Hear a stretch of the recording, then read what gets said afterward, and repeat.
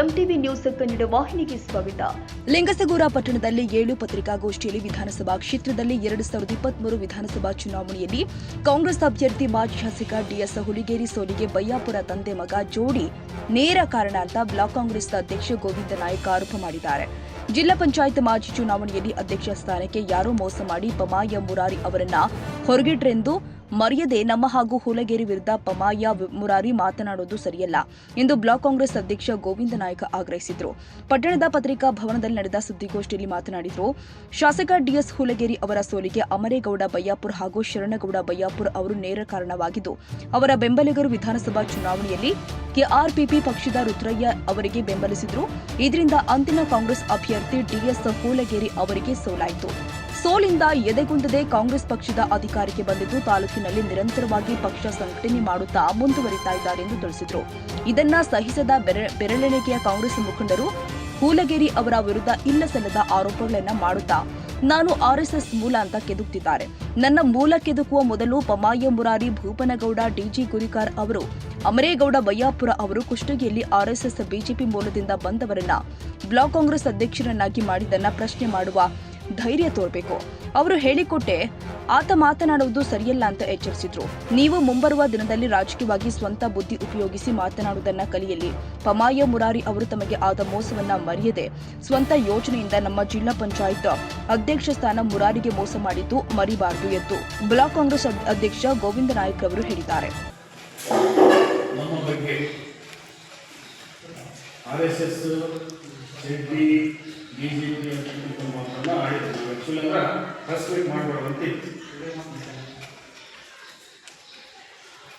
BJP ಬಂದಂತವರಿಗೆ ಅಧಿಕಾರ ಕೊಟ್ಟರು ಹುಲಿಗೇರಿ ಸಾಹೇಬರು ಅಂತ ಆಪಾದನೆ ಮಾಡಿದ್ರು. ಹುಲಿಗೇರಿ ಸಾಹೇಬರು ನಾವು ಯಾವುದೇ ಆಸೆ ಆಕಾಂಕ್ಷೆಗಳನ್ನು ಇಟ್ಕೊಂಡು ಬಂದಂಥವ್ರು ಅಲ್ಲ.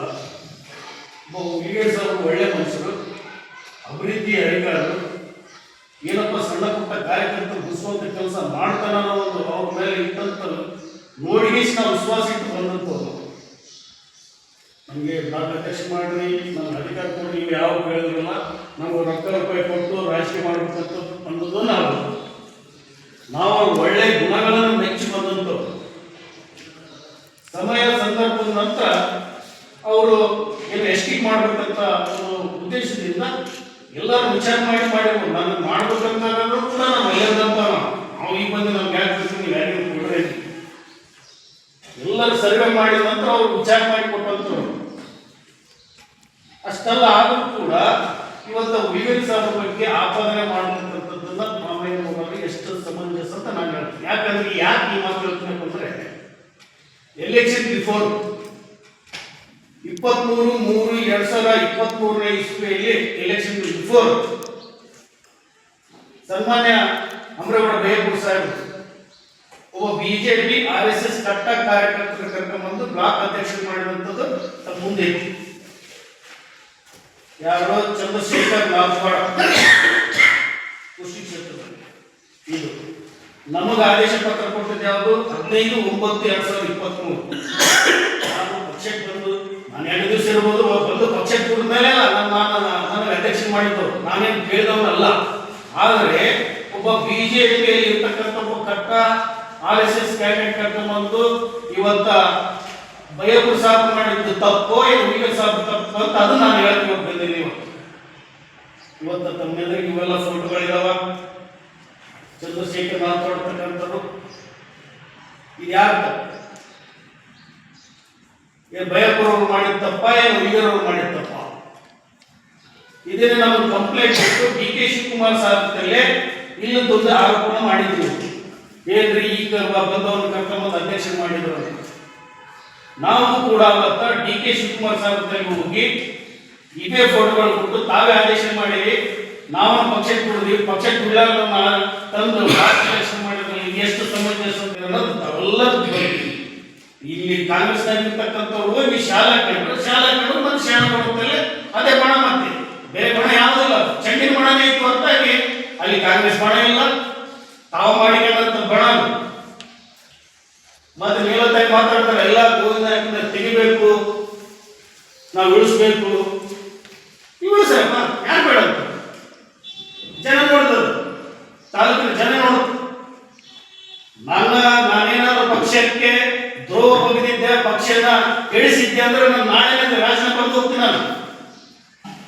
ನಾನು ಯಾವುದೇ ಒಂದು ಪಕ್ಷದಾಗಿರಲಿ ಅದು ನನ್ನ ತಾಯಿ ತರ ನೋಡಿಕೊಂಡು ಹೊರತಾಗಿ ನಾನು ಮೋಸ ಮಾಡೋದಾಗಲಿ ಬೆನ್ನಿ ಚೂರಿ ಹಾಕೋದು ಕೆಲಸ ಯಾವತ್ತು ಮಾಡಲ್ಲ.